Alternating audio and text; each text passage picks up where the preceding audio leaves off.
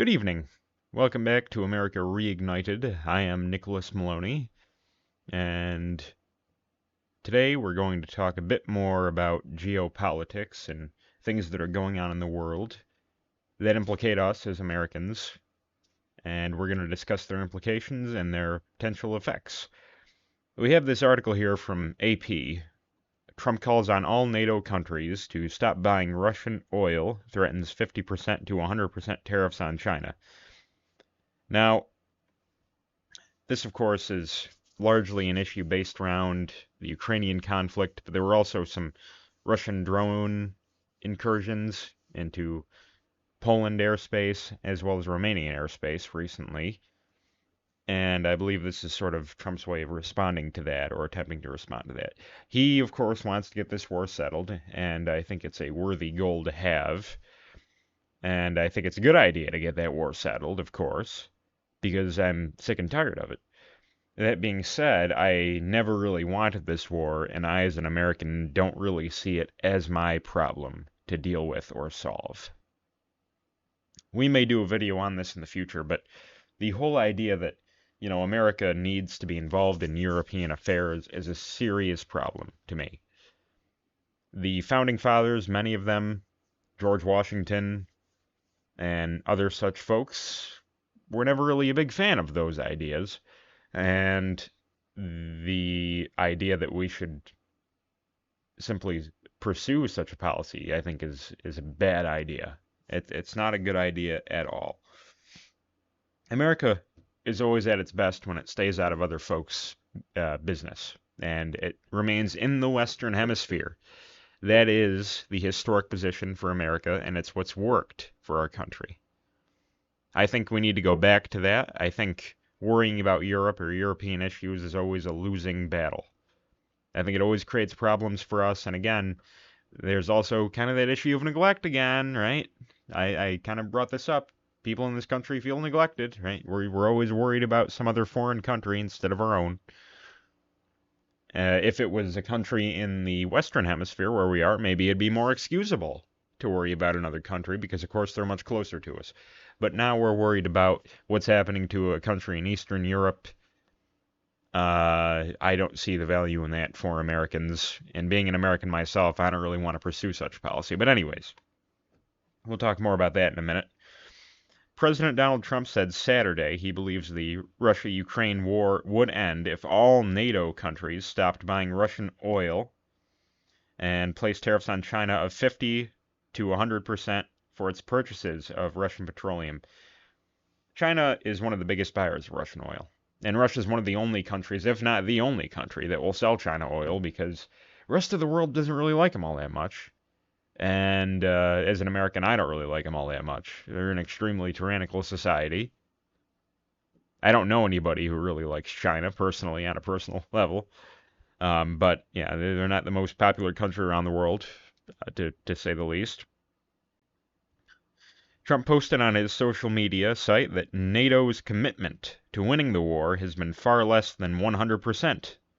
And the purchase of Russian oil by some members of the alliance is shocking. And it is shocking.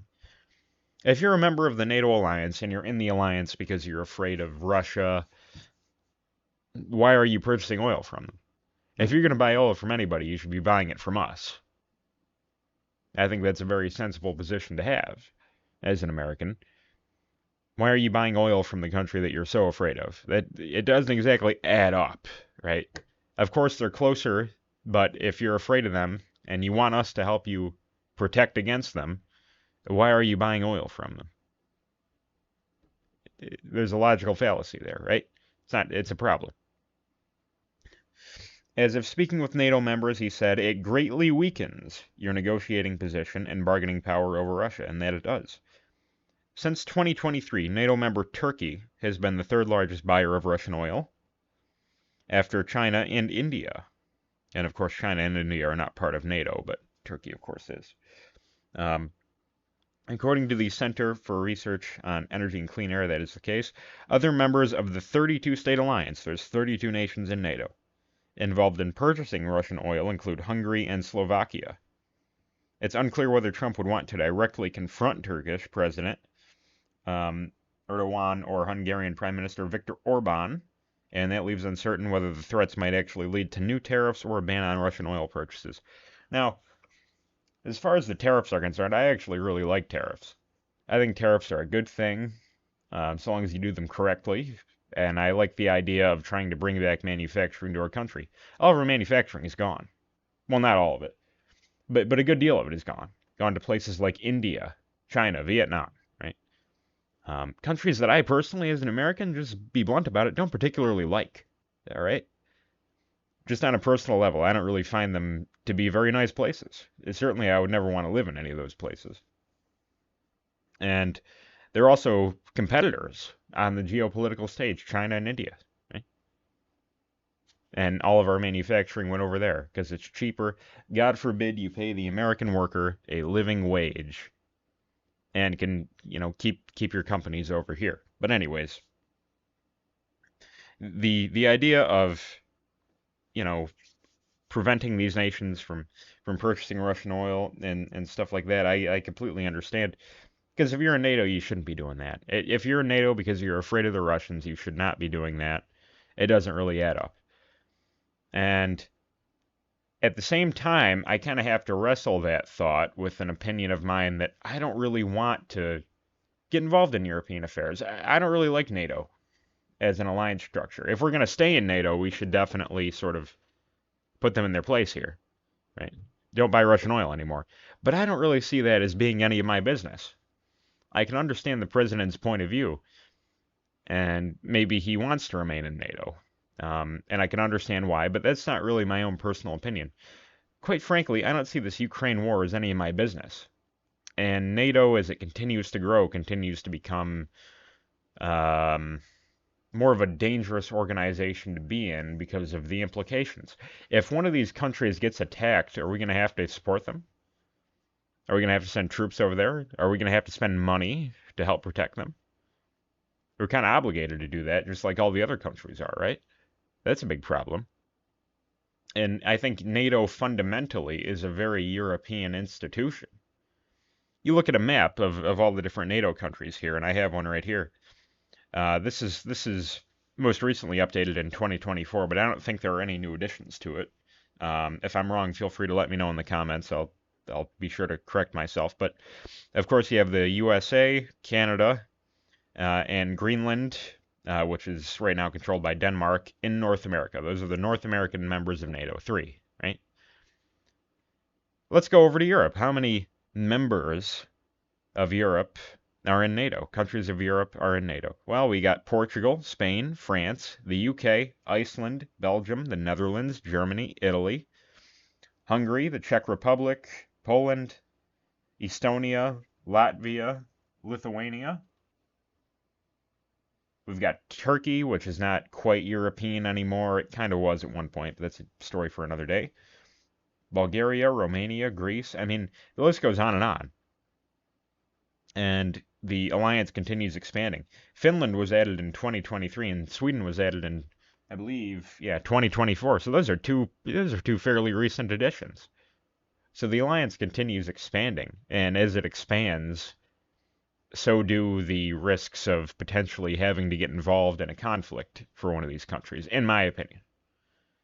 And so for Americans, I think it's definitely a bit of a problem. U.S. Secretary of State Marco Rubio said Saturday that the drone incursion was unacceptable. This is referring to the one that took place in Poland and, the Poland airspace.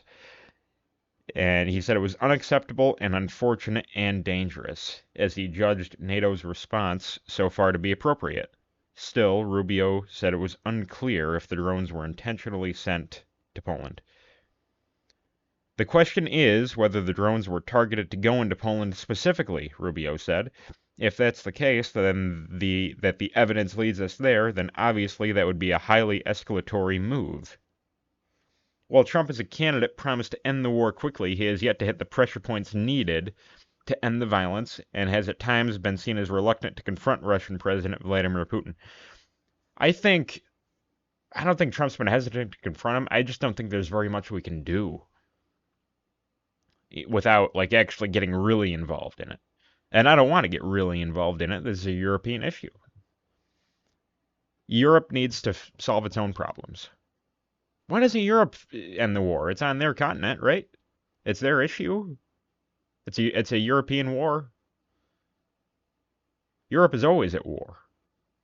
Some folks may go so far as to say that war is the natural state of Europe, and that includes Russia. It's more Europe. People talk about how Russia kind of spans two continents, Europe and Asia, but it's always been more European, and it still is today. The Asian part of Russia, hardly anybody lives in it, right?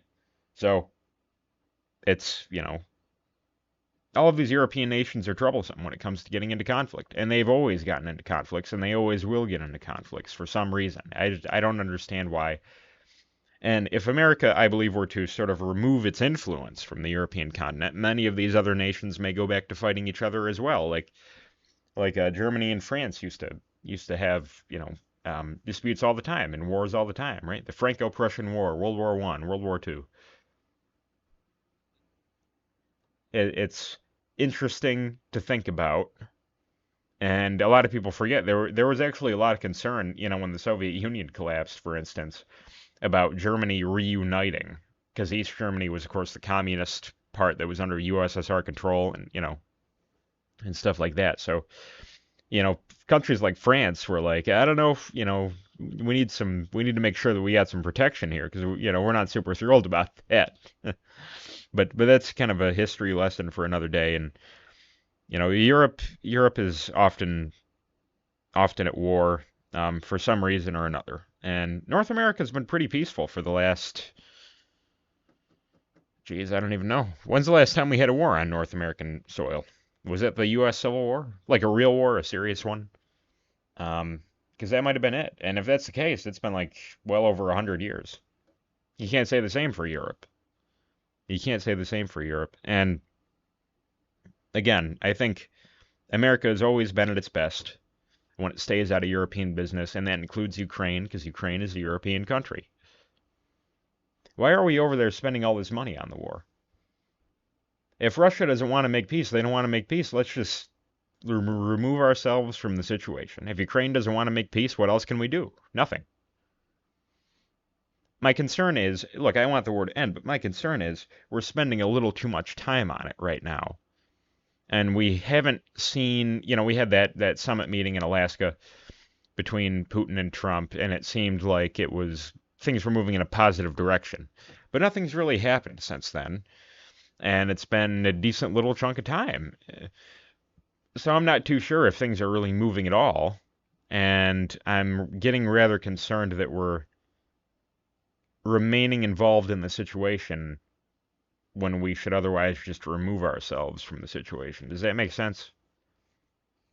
I'm not sure if we're getting anywhere, and I don't want to remain in the situation if we're not getting anywhere. And it's hard to tell if we are getting anywhere. So I just wanted to give my thoughts on that. And it's an interesting problem, and I think we should just kind of remove ourselves from it.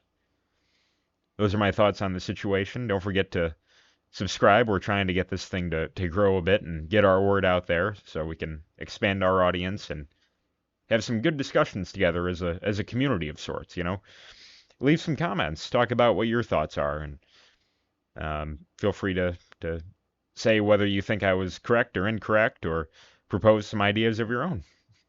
Thank you, folks, for tuning in, and I hope that all of you have a wonderful, wonderful day. Thanks for watching.